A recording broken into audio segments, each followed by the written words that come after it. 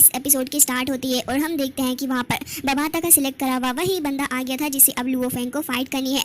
Luo Feng उसे देख के काफ़ी ज़्यादा सीरियस लुक दे रहा था और हमें देखने के लिए मिलता है कि जैसे ही वो बंदा लुओ फेंग की तरफ एक लुक करता है तभी लुओ फेंग अपना वेपन लेकर रेडी हो गया था। हालांकि वो बंदा देखने में बहुत ही ज़्यादा ह्यूज नज़र आ रहा था। लुओ फेंग उसके सामने एक चींटी बराबर था। तभी हम देखते हैं कि बबाता उसके पास में आ जाती है और यहाँ पर उसके पास आने के बाद ऐसा लग रहा था कि बबाता शायद पहले से ही उसको जानती है, क्योंकि वो तो काफ़ी ज़्यादा प्यार से उससे कह रही थी कि जिसके बाद हमें देखने के लिए मिलता है कि वो भी बबाता की तरफ को देख रहा था। बबाता कहती है कि मैंने तुम्हें काफ़ी वक्त से नहीं देखा है। तभी वो कहता है कि हाँ तुमने सही कहा। लुओ फेंग भी इसे देख के कह रहा था कि ये सीनियर तो काफ़ी अलग लग रहा है पहले वाले सीनियर से। तभी हम देखते हैं कि यहाँ पर वो बंदा कहने लग गया था बबाता से कि हाँ मैं ठीक हूँ। तभी वो यहाँ पर बबाता कहती है कि हमें तुम्हारी मदद की ज़रूरत है। हम देखते हैं कि वो बंदा तो यहाँ पर तुरंत ही अपनी फाइटिंग के लिए रेडी हो गया था और साथ ही लुओ फेंग से कह रहा था कि देखता हूँ कि आखिर तुम मुझे 1 मिनट तक भी कैसे रोकते हो। लुओ फेंग तुरंत ही अपना मास्क लगा के रेडी हो गया था और अब ये लोग दोनों ही फाइट के लिए रेडी हो जाते हैं, जहाँ पर हमें देखने लिए मिलता है कि वो बंदा तो बिजली सी तेजी रफ्तार के साथ आगे बढ़ रहा था और लुओ फेंग के ऊपर जाके तुरंत ही हिट करता है। जिसके बाद हमें देखने के लिए मिलता है कि लुओ फेंग भी खुद ही पीछे को हट गया था, लेकिन ये बंदा वाकई में काफी ज्यादा फास्ट था। लुओ फेंग एक जगह से दूसरी जगह हट रहा था, वो उसको इसका भी मौका नहीं देता बल्कि लुओ फेंग को काफी जोर से हिट करता है। लुओ फेंग उड़ता उड़ाता जाके हिट होता है सामने वाली बिल्डिंग के अंदर, लेकिन इसके बाद तो लुओ फेंग तुरंत ही अपनी आर्मामेंट को लेकर रेडी हो गया था। वो बंदा लुओ फेंग को फिस्ट के थ्रू हिट करता है, बट लुओ फेंग इतनी देर में फॉर्चुनेटली उससे बचने में कामयाब हो जाता है। उसके बाद हमें देखने के लिए मिलता है कि लुओ फेंग अपनी नाइफ के थ्रू उसके ऊपर अटैक करने वाला था, लेकिन यहाँ पर उसके ऊपर तो इस चीज़ का भी ज़रा बराबर असर नहीं होता, बल्कि वो लुओ फेंग को मारने में कामयाब हो जाता है। जिसके बाद लुओ फेंग एक बार फिर से पीछे हट जाता है और जैसे ही वो बंदा आगे आ रहा था अटैक करने के लिए तो लुओ फेंग तुरंत ही अपनी सोर्ड के ऊपर सवार होकर काफ़ी तेज़ी से आगे की तरफ को निकल रहा था, जिससे कि वो बंदा भी लुओ फेंग के पीछे पीछे जाता है। लेकिन लुओ फेंग की स्पीड काफ़ी ज़्यादा फास्ट थी, जिसके चलते हमें देखने के लिए मिलता है कि वो बंदा अब इधर से उधर हो रहा था, लेकिन अल्टीमेटली वो लुओ फेंग को पकड़ लेता है और हमें देखने के लिए मिलता है कि लुओ फेंग तो उसके सामने एक छोटा सा खिलौना नजर आ रहा था। बाद में वो लुओ फेंग को इतने बुरे तरीके से फेंक के मारता है कि लुओ फेंग एक बार फिर से धरती तोड़ता हुआ निकल गया था और हमें देखने के लिए मिलता है कि काफ़ी बड़ा सा ब्लास्ट भी वहाँ पर हो गया था। जिसके बाद वो बंदा कहता है कि डिफेंसर जो होता है वो कभी भी अटैकर से फास्ट नहीं होता, और साथ ही वो लुओ फेंग को कह रहा था कि तुम्हें अपने खुद की भी एक रिदम क्रिएट करनी होगी। लुओ फेंग को ये चीज़ बहुत ही आसानी से समझ में आ गई थी और हम देखते हैं कि लुओ फेंग की बॉडी के अंदर धीरे धीरे करके अब अपना गोल्डन हॉर्न बहमूद एक्टिवेट होने वाला था, यानी कि लुओ फेंग का ट्रम्प कार्ड हमें देखने के लिए मिलता है कि लुओ फेंग की बॉडी के अंदर से काफ़ी सारी एनर्जी निकल रही थी और अब लुओ फेंग भी खड़ा होकर फाइट करने के लिए आ जाता है। तभी यहाँ पर हमें देखने के लिए मिलता है कि लुओ फेंग अपनी नीडल को लेता है और इसके बाद अब लुओ फेंग पूरे तरीके से रेडी था और कह रहा होता है कि ठीक है अब नेक्स्ट राउंड को स्टार्ट करो। जिसके बाद हम देखते हैं कि यहाँ पर फिलहाल अब वो मैच स्टार्ट हो गई थी जो कि सेकंड राउंड में लुओ फेंग के साथ होने वाली थी नाबिनी के लिए, और अब हमें देखने के लिए मिलता है कि यहाँ पर लुओ फेंग आगे खड़ा हो गया था, वो तुरंत ही रेडी होता है और यहाँ पर हमें देखने के लिए मिलता है कि लुओ फेंग की प्रैक्टिस वाला सेशन भी हमें दिखाया जा रहा था, जहाँ पर वो इस बंदे के साथ में फाइट करते करते इतना तो रेडी हो ही गया था कि अब वो इस बंदे के अटैक से बिट नहीं रहा था बल्कि अच्छी खासी टक्कर भी उसे दे रहा था। और यहाँ पर असल वर्ल्ड के अंदर भी यही हो रहा होता है, जहाँ पर लुओ फेंग की फाइटिंग चल रही थी तो लुओ फेंग अपने सामने खड़े हुए ओपोनेंट को खड़ा तक नहीं रहने देता, बल्कि लुओ फेंग अपने सामने खड़े हुए ओपोनेंट को अटैक करने तक का वक्त नहीं दे रहा होता, उससे पहले ही लुओ फेंग उसकी छुट्टी कर देता है। हालांकि हमें देखने के लिए मिलता है कि यहाँ पर ये जो बंदा था वो लुओ फेंग को अभी भी अच्छी खासी टक्कर दे रहा था, लेकिन लुओ फेंग अब कामयाब हो चुका था उस बंदे के ऊपर पलट के अटैक करने के लिए, और यहाँ पर वो बंदा भी लुओ फेंग के साथ अच्छे खासे मजे ले रहा होता है। अब इस गेम के दौरान लुओ फेंग अच्छे खासे लोगों को मारने में कामयाब हो जाता है और लुओ फेंग लगातार मैच इसको जीत रहा था। तो फिर अब वो वक्त भी करीब आ गया था जब लुओ फेंग को फाइट करनी थी नाबिनी के साथ में, जिसके साथ ही लुओ फेंग का जो ओपोनेंट था उसको अनाउंस कर दिया जाता है। जिसके बाद हम देखते हैं कि नाबिनी यहाँ पर लुओ फेंग से फाइट करने के लिए काफ़ी ज़्यादा बेकरार नजर आ रहा था और कह रहा होता है कि इन बीते दिनों मैंने काफ़ी अच्छे से प्रैक्टिस की है और तुम्हारे और मेरे बीच का जो गैप था अब वो बहुत ही ज़्यादा एक्स्ट्रा ऑर्डिनरी हो गया है। लेकिन लुओ फेंग उसकी बात सुनने के बाद सिर्फ एक स्माइल पास करता है। इसका मतलब तो आप गाइस समझ ही सकते हो। जिसके साथ ही हम देखते हैं कि नाबिनी अपनी दोनों ही सोर्स को लेकर रेडी हो जाता है और बाकी सारे लोग भी काफ़ी ज़्यादा एक्साइटेड होकर इस मैच को देखने लगे थे। लुओ फेंग की वाइफ यूशिन भी काफ़ी ज़्यादा इंटरेस्ट इस मैच के अंदर दिखा रही थी, क्योंकि ये लुओ फेंग और नाबिनी के बीच का मैच नहीं था, क्योंकि ये मैच तो था लुओ फेंग और अर्थ को बचाने का। जिसके बाद हमें देखने के लिए मिलता है कि नाबिनी अपनी काफी ज्यादा एक्सट्रीमली कोल्ड पावर के थ्रू आसपास की सारी चीजों को फ्रीज कर देता है। लुओ फेंग भी इस बीच फ्रीज हो गया था और हमें देखने के लिए मिलता है कि नाइन्थ क्वीन वो भी यहाँ पर बैठी हुई मजे ले रही होती है। नाबिनी काफी खुश था कि उसने अपनी पावर का इस्तेमाल करते हुए काफी आसानी से लुओ फेंग को फ्रीज कर दिया था, लेकिन इस बच्चे को ये नहीं पता था कि वो लुओ फेंग है। हमें देखने के लिए मिलता है कि लुओ फेंग तो कुछ ही सेकंड्स के अंदर उस सारी आइस को खत्म कर डालता है और उसके बाद काफी टेंशन में लड़का आगे की तरफ को बढ़ रहा था। अब इसे देखने के बाद तो नाभिनी काफी ज्यादा हैरान था और कह रहा था कि ये इम्पॉसिबल है, ये हो ही नहीं सकता, सिर्फ इतने से वक्त के अंदर आके तुम इतने ज्यादा पावरफुल कैसे हो सकते हो। जिसके साथ ही अब हमें देखने के लिए मिलता है कि यहाँ पर वो एक बार फिर से अपने एक्सट्रीमली कोल्ड पावर को रिलीज करता है, लेकिन लुओ फेंग लगातार आगे बढ़ता जा रहा था। नाभिनी की आंखें खुली की खुली रह गई थी क्योंकि उसने ये एक्सपेक्ट नहीं किया था कि लुओ फेंग जब अगली बार उससे मिलेगा तो ये सब कुछ हो जाएगा। अब यहाँ पर नाभिनी यही देख रहा था कि लुओ फेंग कितनी आसानी से आगे बढ़ रहा है, लेकिन लुओ फेंग तो नेक्स्ट ही सेकंड में उसके ऊपर अटैक करने के लिए ऊपर से आ भी जाता और नाभिनी इससे पहले कुछ हरकत कर पाता लुओ फेंग ने अपना अटैक कर भी दिया था। एंड गाइस, इसी चीज़ से आप नाभिनी की इस पावर और साथ ही लुओ फेंग की इस पावर के बीच का गैप का अंदाजा लगा सकते हो। साथ ही यहाँ पर नाभिनी बहुत ही ज़्यादा बुरे हालात में था और हम देखते हैं कि वो एलिमिनेट हो जाता है। लुओ फेंग ने लगातार 9374 मैचेस को जीत लिया था और इसके बाद लुओ फेंग टॉप 5 लोगों के अंदर भी आ चुका होता है, जिसके बाद लुओ फेंग को इस चीज़ के लिए कंग्रेचुलेट करा जाता है। लुओ फेंग बहुत ही ज़्यादा खुश था और उसे कहा जाता है कि अब तुम इस जीनियस बैटल के सेकंड स्टेज के अंदर एंटर कर गए हो। साथ ही दोनों ही ब्रदर्स लुओ फेंग की इस ग्रेट सक्सेस के लिए काफ़ी ज़्यादा खुश थे। लुओ फेंग की सारी फैमिली, लुओ फेंग का फ्रेंड और साथ ही वो बंदा रोंगजुन, वो तो ये कह रहा होता है कि लुओ फेंग तुम हमेशा ही मुझे सरप्राइजेस देते रहते हो, वाकई में बहुत ही बढ़िया।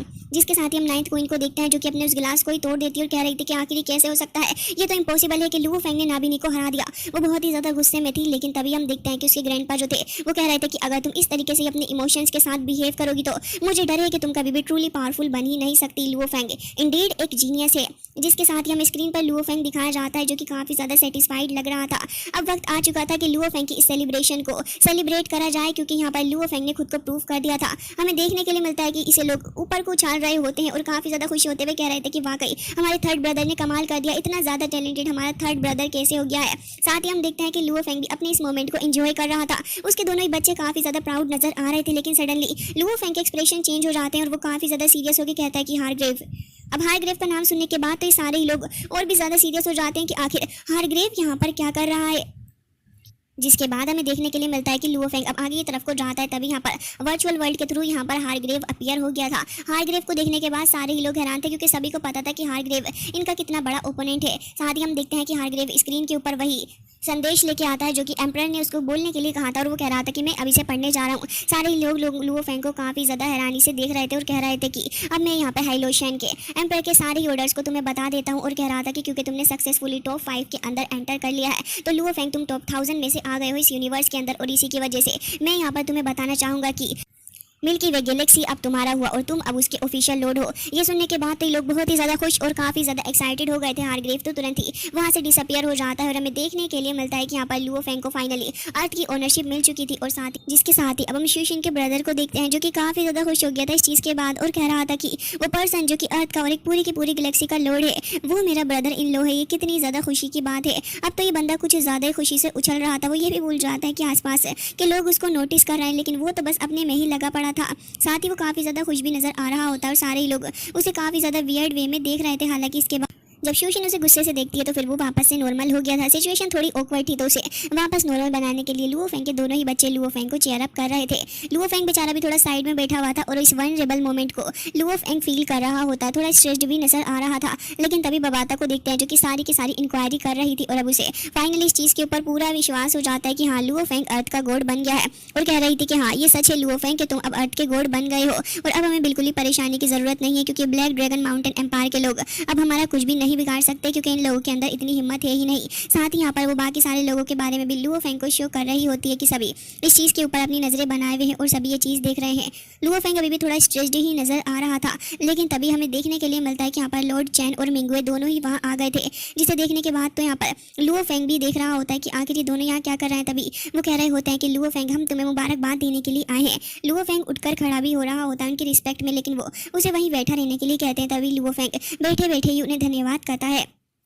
जिसके बाद हमें देखने के लिए मिलता है कि यहाँ पर लॉर्ड चैन ये भी कह रहा होता है कि लुओ फेंग अगर तुम्हें कल्टीवेशन के लिए किसी भी चीज़ की ज़रूरत हो तो फिर हमसे आकर इसके बारे में ज़रूर से कहना और तुम मिंगू ऐसे चीज़ के लिए बात कर सकते हो। लुओ फेंग एक बार फिर से उसका थैंक्स करता है और साथ ही हम देखते हैं कि अब वो होंग की तरफ को देख रहा था। होंग भी उसके इशारे को समझ जाता है और साथ ही हमें देखने के लिए मिलता है कि वो वहाँ से गायब हो गया था। उसके बाद मिंगुए भी वहाँ से चला जाता है। इसके बाद अब हमें देखने के लिए मिलता है कि लुओ फेंग अब खुद से बैठा हुआ कह रहा था कि मैं फाइनली अर्थ का लॉर्ड बन गया हूँ। ये वाकई में बहुत ही ज़्यादा स्ट्रेस्ड है। साथ ही हमें देखने के लिए मिलता है कि यहाँ पर दोनों ही उसके ब्रदर आ गए थे क्योंकि लुओ फेंग थोड़ा उन्हें परेशान नजर आ रहा था। जिसके बाद लुओ फेंग की तरफ को वो इशारा करते हैं तो लुओ फेंग अपनी फैमिली की तरफ को देखता है, जहाँ पर एक तरफ उसके बच्चे और साथ ही पूरी की पूरी फैमिली इस बात का जश्न मना रहे थे कि लुओ फेंग ने वाकई में कितना कुछ कर लिया और लुओ फेंग फाइनली इस पूरे के पूरे अर्थ का लॉर्ड बन गया और साथ ही उसे पूरी की पूरी मिल्की वे गैलेक्सी भी मिल गई। जिसके साथ ही होंग कह रहे थे कि तुम अब लीडर बन चुके हो और तुमने वाकई खुद को प्रूव कर दिया। लुओ फेंग भी इस चीज़ से काफ़ी ज़्यादा खुश और अपने दोनों ही भाइयों के बात करने की वजह से अब और भी ज़्यादा मोटिवेटेड नजर आ रहा था। जिसके साथ ये लोग एक बार फिर से शेक करते हैं और अब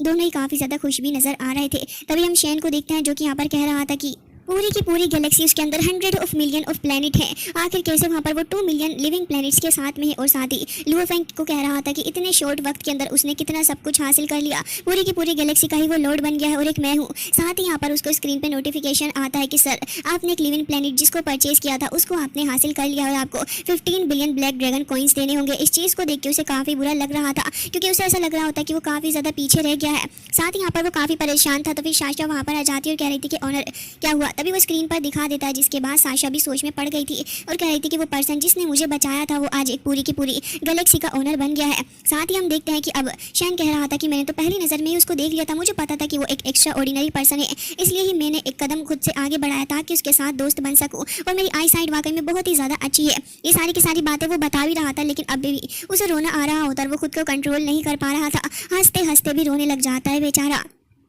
जिसके बाद वो ये भी कह रहा था कि लुओ फेंग आखिर तुमने क्या कर दिया। साथ ही यहाँ पर काफ़ी ज़्यादा सर को पटक रहा होता है। दूसरी तरफ बाकी सारे लोग भी लुओ फेंग को काफ़ी ज़्यादा प्रायोरिटी दे रहे थे, सभी लुओ फेंग के बारे में बात कर रहे थे, हर तरफ ही लुओ फेंग की चर्चा होती है। साथ ही हमें वो पर्सन भी दिखाया जाता है जो लुओ फेंग की इस चीज़ को देख के काफ़ी ज़्यादा शॉकिंग था कि पूरी की पूरी गैलेक्सी लुओ फेंग ने अपने नाम कर ली। लेकिन नोलानसन हिल फैमिली का जो लीडर था उसको इस बात से काफ़ी गुस्सा आ रहा था क्योंकि उसका सारा ही प्लान चौपट जो हो गया है। अब हमें देखने के लिए मिलता है कि अर्थ पे जितने भी लोग थे वो सभी बहुत ही ज़्यादा खुश नज़र आ रहे होते हैं और यहाँ पर कह रहे होते हैं कि हमने ये देखा है कि आगे तुमने कहाँ से शुरुआत की, लेकिन ये देखना बहुत ही ज़्यादा मुश्किल है कि तुम्हारा अंत कहाँ होगा। जिसके बाद हम देखते हैं कि यहाँ पर वो सारी की सारी स्पेसशिप वगैरह उड़ रही थी, हर तरफ ही खुशी का माहौल था। अब हमें होंग को देखने के लिए मिलता है जो कि जिया से इसके बारे में बात कर रहे थे। वो उनसे कह रही होती है तो क्या तुमने डिसाइड कर लिया है। जिसके साथ ही होंग कह रहे थे कि हाँ बिल्कुल, अब हमारे थर्ड ब्रदर ने पूरी की पूरी गैलेक्सी को ही जीत लिया, जिसके चलते अब मेरे कंधे के ऊपर किसी भी तरीके का कोई बर्डन नहीं है। तो भी यहाँ पर जिया कहती है कि मैं भी देखना चाहूंगी कि आखिर आगे तुम्हारा क्या रहेगा। जिसके साथ ही होंग काफ़ी ज़्यादा खुश नज़र आ रहे थे, लेकिन ये खुशी ऊपरी तौर पे थी क्योंकि अंदर से तो वो इस बात को लेकर थोड़े डिप्रेस्ड होते हैं कि वो इस चीज़ में ज़्यादा कंट्रीब्यूट नहीं कर पाए। और यहाँ पर जो गैलेक्सी लुओ फेंग ने जीती है वो सभी के सभी उसने अपने खुद के बल पर जीती है, जिसकी वजह से वो थोड़े डिप्रेस और डिसअपॉइंटेड होते हैं खुद से। हालांकि इसके बाद अब हमें देखने के लिए मिलता है कि जैसे ही ये लोग उस जगह पर टहल रहे थे तभी लड़कियां यहाँ पे साइड में खड़ी हो जाती हैं और पिक्चर्स को क्लिक करवा रही थी और काफ़ी ज़्यादा खुश होती हैं क्योंकि लुओ फेंग भाई साहब अब एक फेमस पर्सनैलिटी बन चुका है, क्योंकि सारे ही लोग अब लुओ फेंग को जानते हैं। अब यहाँ पर ब्रदर होंग ने अपनी सारी दिल की बात दोनों ही ब्रदर्स को बता दी थी। लुओ फेंग अभी भी कह रहा था कि ब्रदर क्या आपने डिसाइड कर लिया है। तभी यहाँ पर वो कहते हैं कि देखो मुझे पता है थर्ड ब्रदर कि तुम्हें पूरी की पूरी गैलेक्सी के लॉर्ड बन चुके हो, तो अब यहाँ पर हमारे अर्थ के लिए कोई भी खतरा मौजूद नहीं है। और इसके साथ ही वो ये भी कह रहे होते हैं कि ज़रा देखो तो सही एक बार कि यहाँ पर कितना सब कुछ हो गया है और अर्थ पर रहना मेरे लिए ग्रोथ का बायस बिल्कुल भी नहीं बन सकता, जिसकी वजह से यहाँ पर रहना मेरे लिए सही नहीं होगा। ये सारे के सारे पॉइंट्स बताते हुए उनके दिल को दुख हो रहा था और अपने घर को छोड़कर वो नहीं जाना चाहते थे, लेकिन अब उनके लिए यहाँ से जाना बहुत ही ज़्यादा ज़रूरी हो चुका था क्योंकि वो इस तरीके से हमेशा तो नहीं रह सकते। जिसके साथ ही दोनों ब्रदर्स को मोटिवेट करते हैं। तभी लुओ फेंग थोड़ा उदास होते हुए कहता है कि ब्रदर अगर आपने डिसाइड कर लिया है तो फिर आप चले जाइए। साथ ही हम देखते हैं कि होंग भी इस चीज़ से खुश नज़र आ रहे थे क्योंकि उनके लिए अल्टीमेटली उनकी ग्रोथ ही मैटर करती है। और साथ ही ली शेन भी यहाँ पे काफ़ी भारी मन से उन्हें देख रहे होते हैं क्योंकि तीनों ही ब्रदर्स का साथ काफ़ी लंबे वक्त तक रहा। इसके चलते होंग का यहाँ से जाना दोनों ही ब्रदर्स और साथ ही खुद होंग को भी काफ़ी बुरा लग रहा था, लेकिन अब इसके अलावा कोई चारा भी नहीं था। जिसके बाद अब हमें देखने के लिए मिलता है कि यहाँ पर सारे ही लोग होंग को विदा करने के लिए आए हुए थे और होंग भी यहाँ पर खड़े हुए होते हैं। जिसके साथ ही होंग के टीममेट्स वहीं आ जाते हैं और फिर आके तुरंत ही उसको रिस्पेक्ट पे कर रहे थे। जिसके साथ ही हमें देखने के लिए मिलता है कि वो आपस में बातें कर रहे होते हैं और कह रहे थे कि हमेशा हमने आपसे काफ़ी कुछ सीखा है और आप हमेशा हमारी साइड पर ही खड़े रहे, हम लोगों ने साथ में काफ़ी अच्छा वक्त बिताया। होंग को देखते हैं जो कि काफ़ी इमोशनल होकर अपने सारे टीममेट्स को देख रहे थे और यहाँ पर उन्हें बुरा लग रहा होता है, लेकिन अब ये फैसला बन चुका है और ये किसी से भी नहीं रुकने वाला। और साथ ही यहाँ पर टीममेट्स भी काफ़ी भारी मन से उन्हें विदा करने के लिए आए हुए थे और सभी यही कह रहे होते हैं कि हमने आपके साथ बहुत कुछ देखा है और अभी मुझे लगता है कि काफ़ी कुछ देखना बाकी भी था और ये सब कुछ इंटरनिटी तक ऐसे ही चलता रहेगा। साथ ही होंग को देखते हैं जो कि फिलहाल अभी इस जगह से जाने वाले थे, तो फिर हमें देखने के लिए मिलता है कि वहाँ पर वो स्पेसशिप भी आ जाता है जिसके अंदर होंग को अब जाना था। होंग कुछ वक्त तक रुकते हैं, अपने भाइयों को यहाँ पर इशारे के थ्रू बाय करते हैं और इसके बाद वो यहाँ से खुशी खुशी विदा लेते हैं। हालांकि सभी बहुत ही ज़्यादा उदास थे क्योंकि कोई भी नहीं चाहता था कि होंग यहाँ से जाए, लेकिन अब क्या ही कर सकते हैं। जिसके जाने के बाद अब यहाँ पर हमें भी अपनी ग्रोथ पर ध्यान देना होगा। तभी लुओ फैंग कह रहा था कि हाँ, इसके बारे में तुमने बिल्कुल सही कहा, हमारे लिए भी काफ़ी सारी अपॉर्चुनिटीज़ हैं। साथ ही अब हमें देखने के लिए मिलता है कि दूसरी तरफ हमें वहाँ पर लॉर्ड याओ दिखाए जाते हैं जो कि खड़े हुए थे, और उसके बाद होंग भी वहाँ पर आ जाते हैं, जिसे देखने के बाद वो खुश नज़र आ रहे थे और कह रहे थे तो फिर तुम आ ही गए। हालांकि